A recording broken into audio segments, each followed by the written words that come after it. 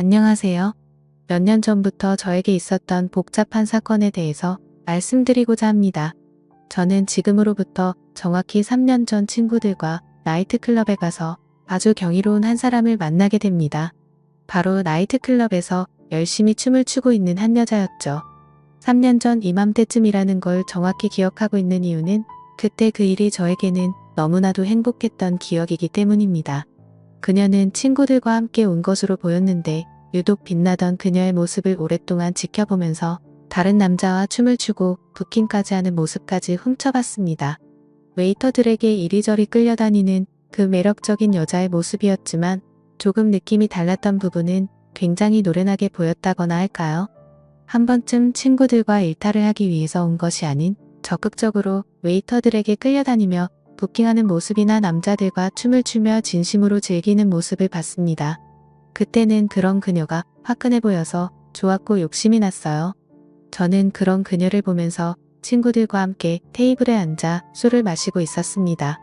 당시의 나이트 안에는 사람이 정말 많았는데 그 여자만큼은 아주 선명하게 잘 보이더군요. 뭐라고 표현해야 할지 모르겠다는 생각이 들 정도로 아름다워 보였습니다.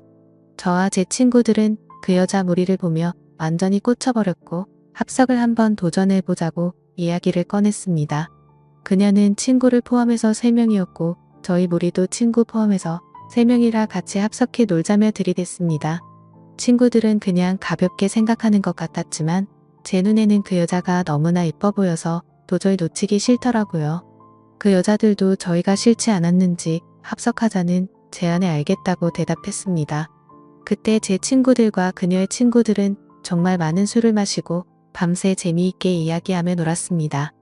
헤어질 때쯤에는 번호 교환에 성공했고 그 이후로도 계속해서 그녀에게 연락하면서 사귀자고 직진했고 사귄 후에는 나이트에서 봤던 화끈했던 그녀와 다르게 조신하고 참한 모습에 결혼까지 하자고 몰아붙였습니다. 도저히 후진이라는 게 없었습니다. 그녀만 생각하면 제 안에 있는 피가 끓어오르는 기분이었고 오직 직진밖에 할 수 없었죠. 저희는 그렇게 뜨겁게 사랑했고 결국 깊은 사이가 될 수 있었습니다. 저는 그때도 친구들과 어쩌다 한번 가보게 된 것이고 평소에는 나이트클럽을 가지 않는 스타일입니다. 그러나 제 아내는 노는 걸 워낙에 좋아해서 그런지 나이트를 자주 가고 싶어하는 여자였습니다. 처음 그녀를 나이트에서 봤을 때부터 그 노련함이나 잘 노는 분위기가 심상치 않았는데 역시나 그렇게 노는 걸 어마어마하게 좋아하는 사람이더군요. 주변 사람들은 나이트클럽 좋아하는 여자랑 결혼하는 건 좀 그렇다며 굳고 반대를 하는 분들도 많았습니다. 당장에는 문제가 안 되지만 나중에 그런 것 때문에 반드시 문제가 생긴다면서 말이죠. 하지만 저는 그녀를 좋아하는 마음에 결혼까지 추진하는 과정을 멈출 수 없었고 그런 아내의 모습까지 좋아서 결국 결혼까지 했습니다. 그리고 나이트클럽에 좀 가면 어떻습니까? 나이트에 간다는 것 자체가 바람이라고 볼 수도 없는 것이고 알아서 조심하면서 놀면 되지 않겠냐고 안일하게 생각했습니다. 솔직히 말씀드리면 저도 과거가 그다지 깨끗하지만은 않은 편이니까 말이죠. 솔직히 털어서 언제 안 나는 사람은 없는 거 아니겠습니까? 취미가 무엇이냐에 따른 차이일 뿐이지 나이트에 가면 사고치고 나이트 안 가고 다른 모임 나가면 사고 안 칩니까? 산악 모임에만 나가도 불륜이 천지라고 하는데 그렇다고 사람이 집에만 처박혀서 살 수도 없는 노릇이잖아요. 아무튼 저는 이런 생각을 가지고 그녀와 결국 결혼을 했고 1년 만에 예쁜 딸을 낳아 키우고 있었습니다. 결혼 후 아내는 가정과 육아를 성실하게 돌봤습니다. 저도 열심히 돈을 벌어 아내에게 가져다 주었습니다. 회사 일로 바쁘긴 했으나 아내가 이해해 주리라 믿었습니다. 아내는 산후 우울증과 육아 스트레스로 힘들어하긴 했으나 그럴 때마다 나이트클럽 좀 다녀오면 안 되냐고 물었습니다. 가서 미친 듯이 흔들고 가볍게 몇 잔 걸치면 답답했던 마음이 뻥 뚫릴 것 같다고요. 저는 몰래 가지 않고 남편인 저에게 허락을 구해줘 고맙다고 했지요. 그때 나이트에서 만났던 친구들과 간다기에 저는 가라고 했습니다. 솔직히 말해 뭔 짓을 할 여자는 어떻게 막아도 하고 안 할 여자는 남자들이 많은 나이트클럽에 던져놔도 안 합니다. 그리고 부부 사이에는 믿음이라는 게 중요한 만큼 육아에 지친 아내를 배려하고자 했습니다. 그리고 제 아내는 어디 가서 사고 칠 만한 사람이라고 생각을 하지 않았거든요. 저랑 만났을 때에도 사고 치지 않고 건전하게 놀았기 때문이죠. 제 아내에게는 여동생이 한 명 있는데 다행히 처제도 제 아내를 많이 도와줬습니다. 결혼 후에 임신한 아내를 옆에서 많이 돌봐주고 출산 후에도 든든한 지원군이 돼주는 처제가 참 고맙기는 하지만 사실 이 처제가 처가 되기위해서는 고민 그 자체였습니다. 지금까지 시집을 가지 않고 노처녀로 남아있는 처제의 혼인 문제는 늘 집안에서 화두가 될 정도의 문제였고 장모님과 장인어른 입장에서도 얘가 언제쯤 시집을 갈 수 있을지 늘 걱정을 하셨습니다. 지금까지 번듯하게 뭐 하나 해놓은 것도 없고 인물도 그다지 뛰어난 편이 아니라 누가 데리고 가기나 하겠냐며 말이죠. 저는 처제에게 좋은 남자를 소개시켜주는 게 어떨까 싶어서 한번 물어봤습니다. 그러자 처제는 자기는 원래 결혼을 하지 않고 살고 싶었는데 언니가 애 낳고 행복하게 살고 있는 모습을 보니까 자기도 요즘에는 너무 결혼이 하고 싶어졌다며 결혼하고 싶은 생각이 조금씩 들기 시작한다고 했습니다.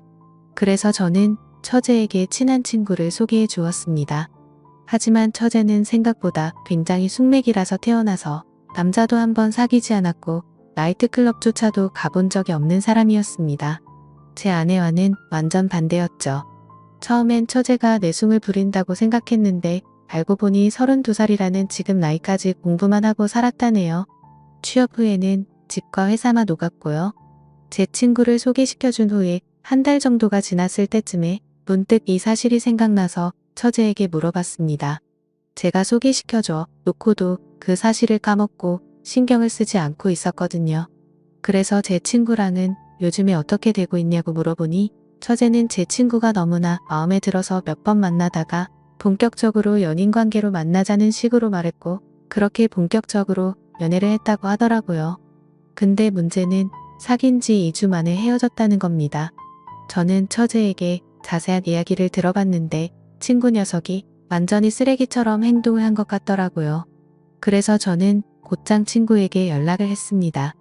우리 처제가 너한테 무슨 잘못을 해서 그렇게 쓰레기 같은 행동을 했냐고 했더니 완전히 펄쩍 뛰면서 오해하지 말라는 겁니다.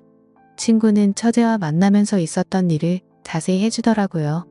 외모는 마음에 드는데 성격이 너무 부드러워서 재미가 없고 마음이 여린 사람이라는 게 티가 나서 상처 주지 않을까 늘 걱정이었는데 진짜 별것도 아닌 걸로 울면서 전화가 오고 집착도 심해서 너무 힘들었다고 하더라고요.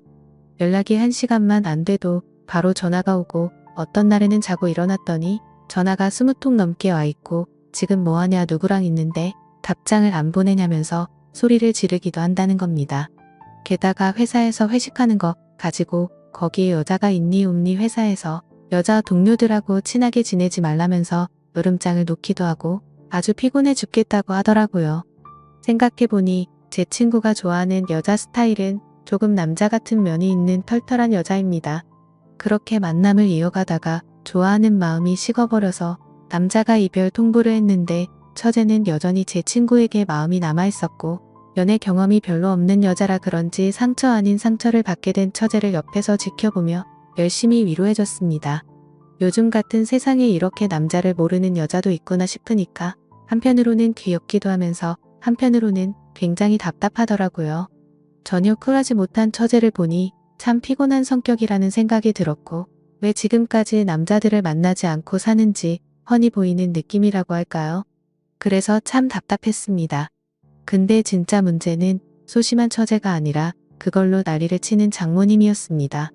장모님이 저에게 전화해서는 어떤 놈을 소개해줬기에 자기 둘째 딸이 요즘 이렇게 침을 하냐며 저보고 책임을 지라고 큰 소리를 치는 겁니다. 실컷 남자 소개시켜줬더니 본인이 제대로 못한 걸 저한테 책임지라고 하는 걸 보고 참 짜증이 났습니다. 이래서 누가 잘 되든 못 되든 오지랖 넓게 행동하면 안 된다 싶더군요. 그래도 아내의 동생이니까 이 정도로 신경 써주려고 했는데 앞으로 완전히 신경을 꺼야겠다 싶더라고요. 장모님께도 자초지종을 말씀드리고 우울한 처제를 위로하고 달래주기 위해 오랜만에 저녁이나 먹자고 했습니다.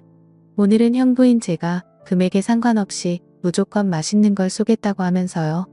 처제는 탐탁치 않게 여겼으나 제가 뭘 잘못한 것도 아니니까 딱히 눈치 보지 않고 그녀의 팔목을 붙잡고 여기저기 데리고 다니며 기분 전환을 시켜줬습니다. 저는 처제와 바다에 드라이브 가서 밤 공기를 맞으면서 좀 걷다가 근처의 포장마차에서 꼼장어도 먹고 강가에 앉아 맥주캔을 마시면서 많은 이야기를 나누었습니다. 저희는 깔깔거리며 웃고 속에 있는 깊은 이야기를 나눴죠. 밤 공기는 참 차갑고 한편으로는 참 따뜻했습니다. 그렇게 처제는 이제 좀 괜찮아졌다면서 신경 쓰지 말라고 하더군요. 마음에 드는 남자한테 차이니까 괜히 서글펐다면서 신경 쓰게 해서 미안하다는 말을 하더군요. 그 이후로 이제 좀 평화로운 날이 오나 싶었는데 갑자기 엉뚱한 곳에서 문제가 터졌습니다. 그 문제의 원인은 제 아내였어요. 아내가 나이트클럽에서 만났다는 남자가 한 명 있는데 그 남자와 3개월째 연락을 주고받았다는 걸 제가 알게 된 겁니다. 우연히 아내의 핸드폰을 보고선 이런 사실을 알게 된 것이죠. 원래 남의 핸드폰은 잘 훔쳐보는 스타일이 아닌데 자꾸만 늦은 밤에 문자가 왔다는 진동이 자주 울려서 안 그래도 이상하다 싶었는데 이때다 싶어서 보게 된 것이었습니다. 전부터 이상하다는 생각은 했으나 그럴 때마다 아내는 친구에게서 온 문자라며 거짓말을 했었거든요. 그런데 그게 알고 보니 남자였고 그냥 남자도 아니고 믿고 가라고 놔둔 나이트클럽에서 만난 남자였다는 사실에 너무 화가 났습니다. 사람에 대한 배신감이 느껴진다거나 할까요? 그렇다고 그 자리에서 아내에게 뭐라 말할 수도 없었습니다. 문자의 내용을 봤을 때 불륜이라고 판단하기는 어려운 수준이라서 제가 아내를 지적하기에 참으로 애매했거든요. 가볍게 안부나 묻는 정도라서 말입니다. 어쨌든 며칠 동안 지켜보면서 결정적인 증거를 잡으려고 했으나 그럴 때마다 아내는 뭔가를 눈치챘는지 휴대폰도 보지 않고 매우 조심히 행동하기 시작했습니다. 저는 이를 어디 하소연할 곳도 없고 너무나 답답해서 처제에게 털어놓았습니다. 처제는 자기가 언니를 잘 살펴볼 테니 걱정하지 말라고 하더군요. 그때부터였을까요? 저는 처제와 부쩍 어울려 다니며 그녀에게 힘든 마음을 많이 기댔습니다. 보통 때 같으면 집에 언제 들어와라며 밖에 있는 저를 재촉하던 아내였는데 마음이 식었는지 서방이 밖에서 뭐라건 요즘 관심이 없었지요.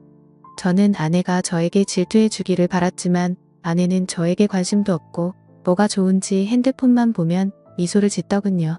마치 사랑에 빠진 여자처럼 보였습니다. 정말 어이가 없었습니다.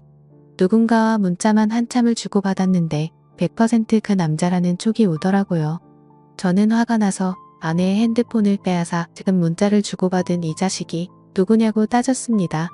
아내는 숨기지 않고 당당하게 나이트에서 만난 남자이고 가볍게 문자만 주고받은 사이라고 말하더군요. 저는 그게 지금 자랑이냐며 당장 이 자식 번호를 지우라고 말했더니 마음속에 답답한 것들도 솔직하게 이야기할 수 있는 친구라며 가만히 놔두라는 겁니다.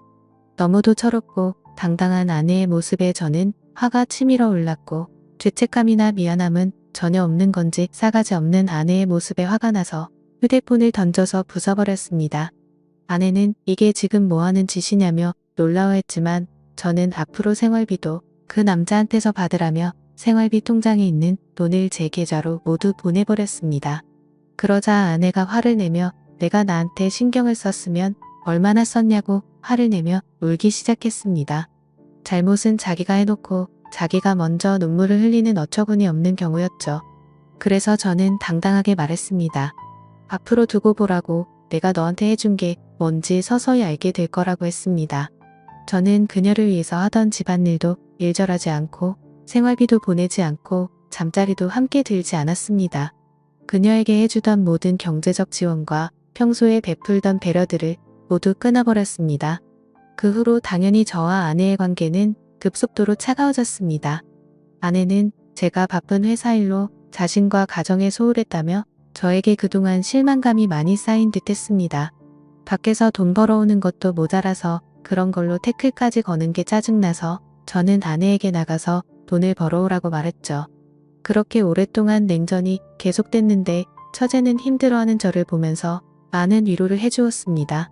같은 혈육이지만 자기가 봐도 언니는 자유로운 영혼이라면서 어딘가에 정착하고 사는 것과 어울리지 않는 사람이라고 했습니다.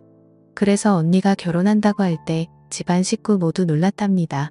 처제와 많은 이야기를 주고받으며 소주만 한 잔 두 잔 마시다 진탕 취하도록 술을 마셔댔고 저와 처제는 필름이 끊겼지요. 며칠 후 아내는 저에게 미안하다고 사과를 했지만 저는 답답한 결혼 생활 못하겠으니 이혼하자고 말을 꺼냈습니다. 저는 당연히 올 것이 왔다고 생각하며 알겠다고 대답했습니다. 그렇게 일사천리로 이혼을 진행한 후에 얼마 되지 않아 아내의 소식을 들었는데 정말 너무나도 충격적이고 저를 괴롭게 만드는 사실을 한 가지 듣게 됐습니다. 그때 그 나이트클럽에서 만난 남자와 동거를 하고 있다고 하더군요. 저와 이혼을 하려고 했던 것은 자신의 삶을 살기 위해서가 아니라 결국 그 남자와 함께 살기 위해서 그랬던 것이었죠. 저는 다시 한번 그녀에게 배신감이 쏟아올랐고 집안을 뒤집어 놓았습니다. 그러자 장모님과 장인어른도 저에게 사과를 하며 저에게 용서를 구했습니다. 근데 그런 일이 있게 된 지 하루 만에 처제가 제 아기를 가진 것을 알게 되면서 이제는 제가 장모님과 장인어른에게 사과해야 하는 상황이 왔습니다. 아마 전쟁터도 이보다 더 난장판은 아닐 거라는 생각이 들 정도로 복잡한 상황이 계속 터진 것이죠. 제 삶이 완전히 통째로 엉켜버렸다는 생각이 들더라고요. 나이트에서 만난 아내는 나이트에서 결국 바람이 나버리고 제 친구와 연애하던 처제는 결국 제 아이를 임신해버린 지금의 상황 말입니다. 한 달 전 처제와 많은 이야기를 주고받으며 소주를 진탕 취하도록 마셨을 때 필름이 끊겼고 저와 처제는 서로 눈이 맞아버렸던 거죠. 그날 처제와 연인처럼 서로의 마음을 확인하였고 저를 사랑한다는 처제에게 언제부터 저를 좋아하게 됐냐 물었지요. 제가 소개해준 후배에게 차이고 나서 우울해 있을 때 제가 처제 팔목을 붙잡고 함께 데이트했을 때부터 저를 마음에 두기 시작했다고 하더군요. 그때 그 밤 공기를 잊을 수 없다며 저와 미래를 생각했다고 말했습니다. 그 말을 듣는데 정말 쉽게 사랑에 빠지는 여자라는 느낌을 또 받았습니다. 저는 집안 망신이니 처제에게 아기를 지우라 말한 장모님과 장인어른을 찾아가 공손히 말씀드렸습니다. 처제와 결혼해서 애를 낳고 함께 살겠다고 말입니다. 솔직히 말하면 처제에게 마음이 있던 것은 작은 이유였고 진짜 함께 살려고 마음먹은 핵심적인 이유는 아내에 대한 복수심 때문이었습니다. 저는 장모님 장인의 허락을 받지는 못했으나 아이는 내팽개쳐두고 외간 남자와 바람난 아내를 보니 정말 참을 수가 없더군요. 그녀에게 치욕을 안겨줘야겠다고 생각합니다. 저는 처제에게도 크게 관심이 없고 이제 이 집안은 진절머리가 납니다. 저는 오직 저의 아이만 있으면 되고 바람나서 떠나간 아내를 어떻게 더 치욕스럽게 만들지 고민해봐야겠습니다. 이런 저를 이해하실 수 있나요? 저도 잘 모르겠네요. 오늘의 사연 여기까지입니다. 지금까지 읽어주신 모든 분들 감사합니다. 구독과 좋아요, 알림 설정 눌러주세요. 그럼 모두들 행복한 하루 보내세요.